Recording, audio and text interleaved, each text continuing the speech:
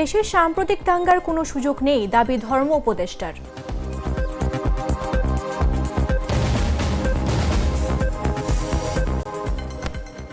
রাজশাহীতে ঋণের দায়ে 2 সন্তান সহ স্ত্রীকে হত্যার পর স্বামী আত্মহত্যা।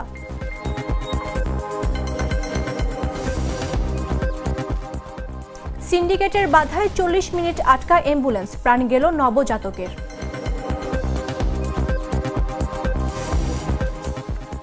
সোনালী আসে স্বর্ণালী বছর, টাঙ্গাইলে পাটের বাম্পার ফলন।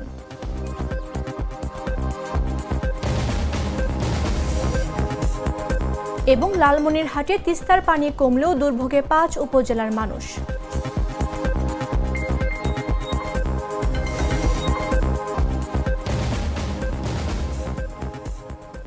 আমন্ত্রণ দেশ জুড়ে সংবাদে, আপনাদের সাথে রয়েছে আমি মামদুহা রাইসা।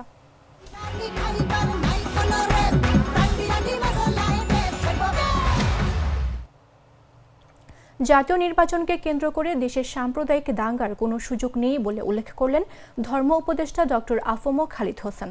তিনি বলেন, সুষ্ঠু ও সুন্দর নির্বাচন করতে সরকারের পাশাপাশি সব বাহিনী প্রস্তুতি নিচ্ছে।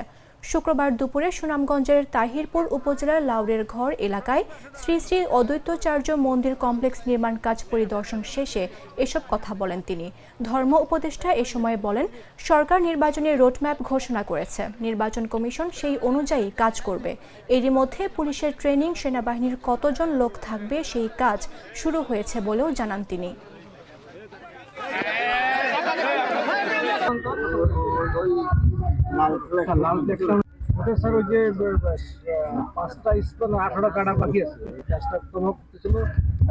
সাম্প্রদায়িক দাঙ্গার তো আমরা কোনো লক্ষণ দেখি না। সাম্প্রদায়িক দাঙ্গা হওয়ার কোনো পরিস্থিতি এখন নাই এবং মানুষের মধ্যে সচেতনতা আসছে। এটা নির্বাচন হবে, সাম্প্রদায়িক দাঙ্গা হবে কেন? এটি তো এরকম কোনো পরিস্থিতি তো এই মুহূর্তে আমাদের দেশে নাই। এটা হবে না। যারা বিভিন্ন ধর্মের নেতৃবৃন্দ আছেন, সনাতন ধর্ম, বৌদ্ধ ধর্ম, খ্রিস্টান ধর্ম, ইসলাম ধর্ম, আমরা মুরব্বীদেরকে, সম্মানিত ব্যক্তিদেরকে অনুরোধ করব যাতে শান্তি শৃঙ্খলা বজায় রাখার ক্ষেত্রে ওনারা উদ্যোগে ভূমিকা নেন। পদ্মার ভাঙনে সব হারিয়ে চাঁপাইনবাবগঞ্জের 4 নম্বর বাঁধ এলাকায় আশ্রয় নিয়েছিলেন তাজকিরা বেগম, কিন্তু 10 দিন আগে বন্যার পানি প্রবেশ করে হাঁটু পানি জমেছে তার ঘরে। নষ্ট হয়েছে রান্নার চুলা ও ধানের গোলা। এখনও পানিবন্দী পরিবারটি একবেলা খাবারের জন্য অন্যের সহায়তার অপেক্ষায়। জেলার প্রতিনিধির পাঠানো তথ্যচিত্রে বিস্তারিত ডেস্ক রিপোর্টে। আমার ঘরে বাড়ি ঘর কিছু নাই, আমার ঘরে খাওয়ার অসুবিধা, পড়ার অসুবিধা। পরের জমিতে বাড়ি করে এখনো আছি মনে করেন, তারপরে এখানে এসেও ডিবে আছি। 10 দিন থেকে দানা পানি ভালো করে খাইতে পাইনি। আমরা বাড়ি থেকে অন্য জায়গাতে আছি।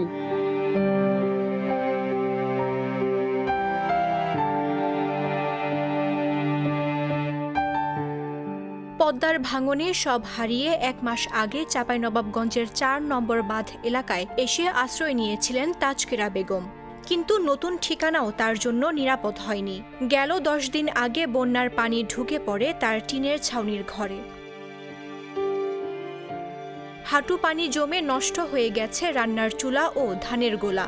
এখনো পানিবন্দী এই পরিবার প্রতিদিন একবেলা খাবারের জন্য অপেক্ষা করছে অন্যের সহানুভূতির ওপর। তারপরে আমার ঘরে কিছু সাহায্য করিও, তোমার ঘরে আবদার করছি, তোমরা কিছু আমার ঘরে সাহায্য করিও। আমার ঘরে বাড়ি ঘর কিছু নাই, আমার ঘরে খাওয়ার অসুবিধা, পড়ার অসুবিধা। আমার ঘরে বাড়ি নাই, ঘর নাই, বকরি ছাগল গরু বাছুর সব ভেঁসা ধুয়ে চলে গেল। সরেজমিনে দেখা গেছে অন্যের জমিতে একটি টিনের ছাউনির নিচে স্বামী আনসুর আলী ও মেয়ে শেফালিকে নিয়ে বসবাস করছেন তাজকিরা বেগম। ঘরে 10 দিন ধরে পানি জমে আছে। অন্যের বাড়ি থেকে কিছু চাল এনে রান্না চাপিয়েছেন, আর সেটিই হবে দিনের প্রথম খাবার। তোমার খাওয়ার অসুবিধা, 10 দিন থেকে দানা পানি ভালো করে খাইতে পাইনি। আমরা বাড়ি থেকে অন্য জায়গাতে আছি, বাড়তে থাকতে পারি না। তারপরে আমার ঘরে খাওয়া কুয়া, বাড়ি নাই, ঘর নাই, জায়গা নাই, ঠাই নাই, কিছু নাই। দেখতে পাইছো তোমরা, চোখে সবই নয়নে দেখতে পাইছো। আমরা নদী ভাঙানোর লোক, পরের জমিতে বাড়ি করে এখনো আছি মনে করেন, তারপরে এখানে এসেও ডিবে আছি, বুঝলেন। এখন বাড়ি ঘর সব নষ্ট হয়ে গেছে, বুঝলেন। এই অবস্থায় আছি, বসবাস করছি, কষ্ট করছি। প্রতিবেশীরা জানান পদ্মার ভাঙন ও বন্যায় তাজকেরার মতো বহু পরিবার গৃহহীন হয়ে পড়েছেন। কারো মাথা গোজার ঠাঁই নেই, কেউ বা খোলা আকাশের নিচে দিন কাটাচ্ছেন। উজানের ঢলে 5 নদীর পানি বেড়ে জেলার 5 ইউনিয়নের নিম্নাঞ্চল প্লাবিত হয়েছে। প্রায় 15,000 পরিবার পানিবন্দী। তলিয়ে গেছে 2,000 হেক্টরের বেশি ফসলি জমি। 45টি সরকারি প্রাথমিক বিদ্যালয়ে পাঠদান বন্ধ হয়ে গেছে। চাঁপাইনবাবগঞ্জ পানি উন্নয়ন বোর্ড জানায়, পদ্মার পানি বিপদসীমার 32 সেন্টিমিটার নিচে থাকলেও 2-1 দিনের মধ্যে কমতে শুরু করবে। নিউজ ডেস্ক, জাগো নিউজ। রাজশাহীতে একই পরিবারের 4 জনের মরদেহ উদ্ধার করা হয়েছে। পুলিশের প্রাথমিক ধারণা, মিনারুল ইসলাম তার স্ত্রী সন্তানদের মেরে নিজেই আত্মহত্যা করেছেন। এ সময় মিনারুলের মরদেহের পাশ থেকে একটি চিরকুট উদ্ধার করা হয়, যাতে লেখা, আমরা মরে গেলাম ঋণের দায়ে খাবারের অভাবে। শুক্রবার সকাল 9টার দিকে পবার বামুনশিকর এলাকার একটি বাসা থেকে মরদেহ উদ্ধার করা হয়। নিহতরা হলেন মিনারুল ইসলাম, তার স্ত্রী মনিরা বেগম, ছেলে মাহিম ও 1.5 বছর বয়সী মেয়ে মিথিলা। পুলিশ বলছে, মিনারুল স্ত্রীকে ওড়না দিয়ে মেয়েকে গামছা দিয়ে শ্বাসরোধে হত্যা করেন। পরে ছেলেকে শ্বাসরোধে হত্যার পর নিজে আত্মহত্যা করেছেন। উদ্ধার করা চিরকুটে লেখা ছিল, আমি নিজ হাতে সবাইকে মারলাম, এই কারণে যে আমি যদি মরে যাই তাহলে আমার ছেলে মেয়ে কার আশায় বেঁচে থাকবে, কষ্ট আর দুঃখ ছাড়া কিছুই পাবে না।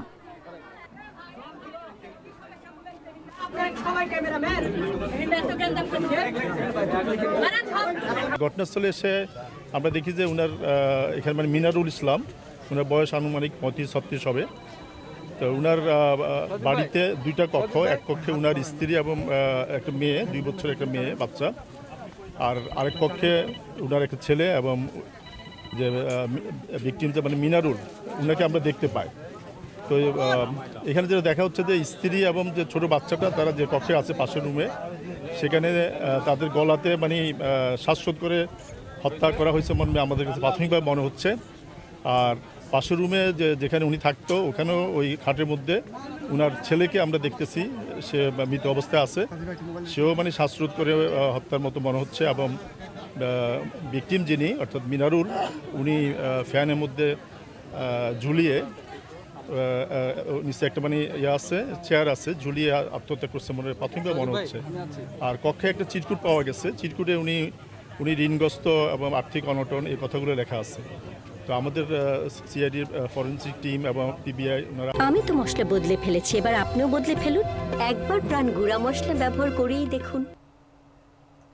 শরীয়তপুরে অ্যাম্বুলেন্স চালক সিন্ডিকেটের কারণে রোগী বহনকারী অ্যাম্বুলেন্স আটকে থাকায় এক নবজাতকের মৃত্যু হয়েছে। বৃহস্পতিবার ডামুডা উপজেলার কন্যেশ্বর এলাকার রুমা বেগমের সন্তান জন্মের পর অসুস্থ হলে ঢাকায় নেয়ার পথে এই হৃদয় বিদারক ঘটনা ঘটে বলে অভিযোগ করেন স্বজনরা। জেলার প্রতিনিধির পাঠানো তথ্যচিত্রে বিস্তারিত ডেস্ক রিপোর্টে।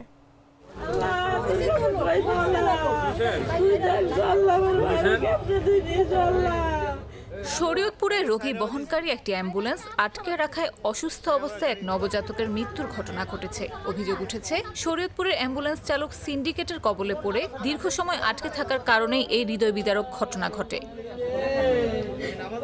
রোগীর স্বজন ও পুলিশ জানায়, ড্যামোডে উপজেলার কন্যেশ্বর এলাকার নূর হোসেন সর্দারের স্ত্রী রুমা বেগম সন্তান সম্ভবা ছিলেন। বৃহস্পতিবার দুপুরে প্রসব বেদনা উঠলে স্বজনরা তাকে জেলার নিউ মেট্রো ক্লিনিক নামে একটি বেসরকারি হাসপাতালে ভর্তি করেন। সেখানে সিজারিয়ান অপারেশনের মাধ্যমে তার একটি ফুটফুটে ছেলে সন্তান জন্ম নেয়।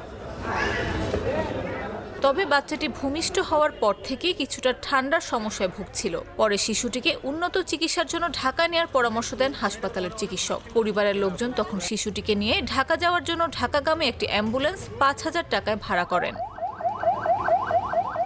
পরবর্তীতে অ্যাম্বুলেন্স নিয়ে ঢাকার উদ্দেশ্যে যাত্রা শুরু করলে গাড়িটির গতিরোধ করে স্থানীয় অ্যাম্বুলেন্স চালক সবুজ দেওয়ান ও আবু তাহের দেওয়ান নামে 2 ব্যক্তি। তাদের অ্যাম্বুলেন্স ছাড়া অন্য কোনো অ্যাম্বুলেন্স ঢাকায় যেতে রাজি না তারা।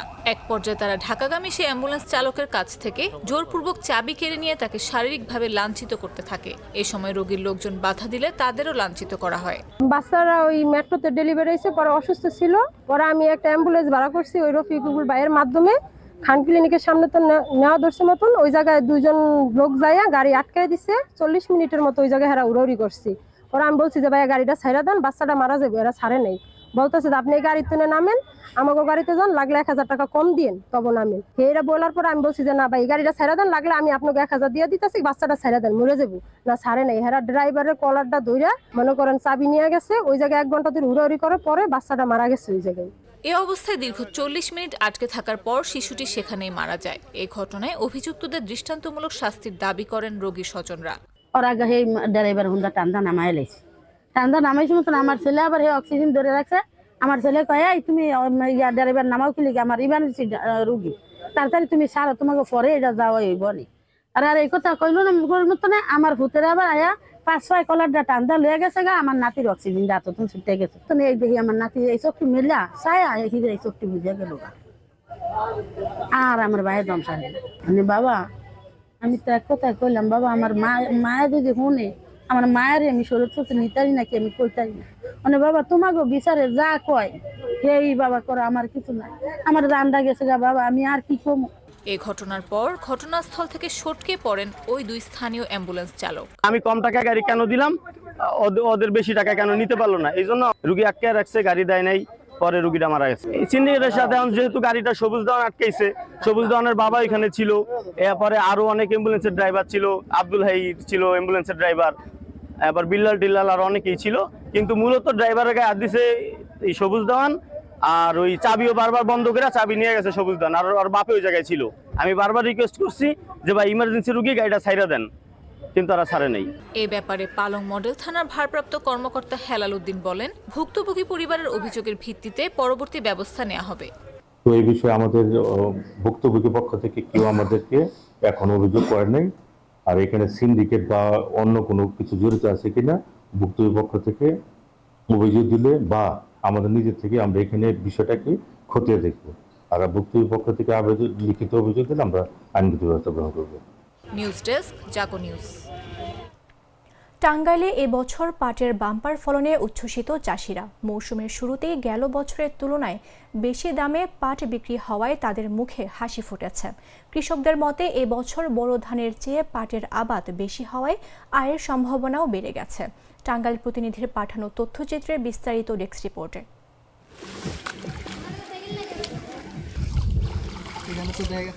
টাঙ্গাইলে এবছর পাটের বাম্পার ফলন হয়েছে। মৌসুমের শুরুতেই বাজারে পাটের দাম গেল বছরের তুলনায় উল্লেখযোগ্যভাবে বেশি হওয়ায় খুশি জেলার চাষিরা। কৃষকেরা বলছেন এবছর বোরো ধানের চেয়ে পাটের আবাদ ও লাভ বেশি হয়েছে। কৃষি বিভাগের তথ্য মতে গেল বছর জেলার 19,650 হেক্টর জমিতে পাটের আবাদ হলেও এবার হয়েছে 18,361 হেক্টরে। আবাদ কিছুটা কম হলেও অনুকূল আবহাওয়া, উন্নত বীজ এবং কৃষি বিভাগের সহযোগিতায় ফলন ভালো হয়েছে। উৎপাদন লক্ষ্যমাত্রা ধরা হয়েছে 2,17,300 বেল। চাষিরা জানান প্রতি বিঘায় 8 থেকে 9 মণ পাট উঠছে। গত বছর প্রতি মণ পাট 2,500 থেকে 2,700 টাকায় বিক্রি হলেও এবার দাম বেড়ে দাঁড়িয়েছে 4,000 থেকে 4,200 টাকায়। এতে গেল বছরের লোকসান পুষিয়ে লাভবান হচ্ছেন তারা। আমার নাম হলি নুর নবী।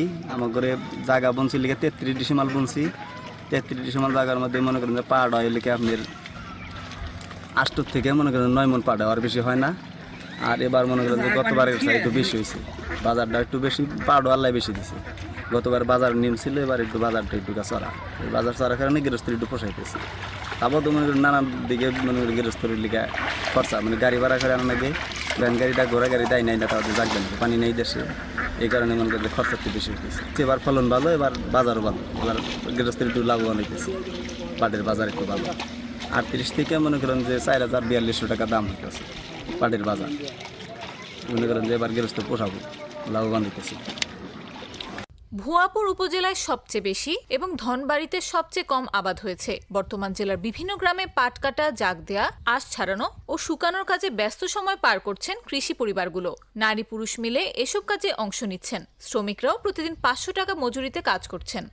40 ডিসিমাল পাট বলছি, 40 ডিসিমাল পাট এবার লাভবান হয়েছিলাম। আল্লাহ ভালো ফসল দিয়েছে, ফসল সুন্দর হয়েছে। তাতে 40 ডিসিমালে বিঘা মানে 15,000 টাকা খরচ হয়, কাটা নামা দোয়াতে 15,000 টাকা খরচ হয়। 8 মণ পাট পাইলে আরে 5,40 হয়, 40,000 টাকা বেশি 15,000 টাকা বাদ দিলে 25,000 এই পরিমাণ থাকছে। গতবার পাট পাইছিলাম না মোটেই নেই। গত বছর পাট হয়েছিল না, পাট খরায় মেরে আসছিল, তাদের বন্যা এলো, বন্যায় শেষ হয়ে গেল আর এইবার পাট কাটা হারছিলাম না। এই বছর আল্লাহ ফসল দিছি ভালো, পাট তোলা হয় মানুষ। জেলা কৃষি সম্প্রসারণ অধিদপ্তরের উপপরিচালক আশেক পারভেজ বলেন, টাঙ্গাইল পাট উৎপাদনের শীর্ষ জেলাগুলোর একটি। কৃষকদের বিনামূল্যে বীজসহ বিভিন্ন সহায়তা দেওয়া হয়েছে। টাঙ্গাইল জেলা আমাদের বাংলাদেশে পাট উৎপাদনকারী জেলার মধ্যে একটা অন্যতম জেলা। বিশেষ করে ময়মনসিংহ বেল্টের যে পাটগুলো হয় সেটা ধারাবাহিকতা টাঙ্গাইল জেলাতে আমাদের এবছর 18,361 হেক্টর পাটের আবাদ হয়েছে। আমরা এবছর প্রায় 2400 কৃষকদেরকে পাটের বীজ সরবরাহ করেছি এবং সরকারিভাবে কিছু প্রণোদনা আমরা বাস্তবায়ন করি।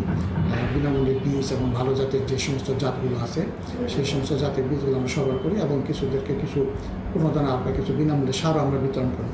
ভালো দাম ও বাম্পার ফলনে নতুন করে আশার আলো দেখছেন টাঙ্গাইলের পাট চাষিরা। তাদের মতে এবছরই হতে পারে সোনালী আঁশের হারানো গৌরব ফেরার বছর। নিউজ ডেস্ক, জাগো নিউজ। গ্লিটারের টুইন লেমন ও অ্যান্টিব্যাকটেরিয়াল ফর্মুলা বাসনকে চকচকে জীবাণুমুক্ত করে আমাদের দেয় গ্লিটার গ্যারান্টি। উজান থেকে নেমে আসা ঢলে বিপদসীমার উপর দিয়ে প্রবাহিত হওয়ার পর তিস্তার পানি এখন বিপদসীমার নিচে। পানি কমলেও দুর্ভোগে পড়েছেন লালমনিরহাটের 5 উপজেলার মানুষ। শুক্রবার সকাল 6টায় হাতীবান্ধার তিস্তা ব্যারেজ ডালিয়া পয়েন্টে পানি প্রবাহ রেকর্ড করা হয় বিপদসীমার 20 সেন্টিমিটার নিচে। সকাল 9টায় তা কমে দাঁড়ায় 23 সেন্টিমিটার নিচে। ধীরে ধীরে স্বাভাবিক হচ্ছে পানিবন্দী মানুষের পরিস্থিতি। তবে তীরবর্তী নিম্নাঞ্চল প্লাবিত থাকায় 5 উপজেলার হাজারো মানুষ এখনও পানিবন্দী। গত 48 ঘন্টারও বেশি সময় ধরে পানি বিপদসীমার উপর দিয়ে প্রবাহিত হওয়ায় জেলায় দেখা দিয়েছে বন্যা। এতে নিম্নাঞ্চলে 30টি গ্রামের প্রায় 10,000 পরিবার পানিবন্দী হয়ে পড়েছে। তলিয়ে গেছে রোপা আমন সহ বিভিন্ন ফসলের ক্ষেত। ডালিয়া তিস্তা ব্যারেজ পয়েন্টে 44টি জলকপাট খুলে পানি নিয়ন্ত্রণের চেষ্টা চালাচ্ছে পানি উন্নয়ন বোর্ড।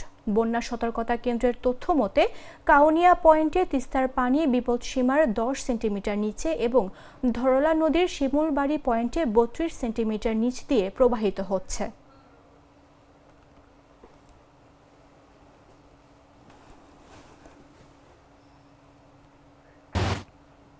সংবাদ শেষ করার পূর্বে শিরোনামগুলো জানিয়ে দিচ্ছে আরও একবার।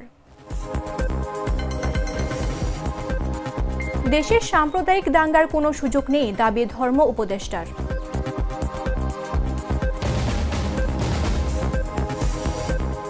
রাজশাহীতে ঋণের দায়ে 2 সন্তানকে স্ত্রীসহ হত্যার পর স্বামীর আত্মহত্যা।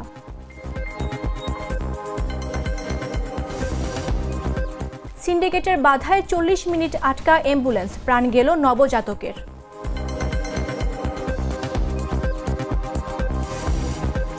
সোনালী আঁশের স্বর্ণালী বছর, টাঙ্গাইলে পাটের বাম্পার ফলন।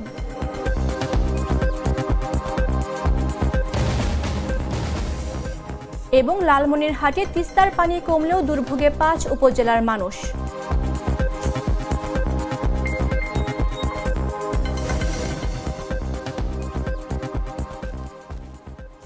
দর্শক, এই ছিল এখনকার মতো। প্রতি মুহূর্তে সর্বশেষ খবর জানতে ভিজিট করুন jagonews24.com।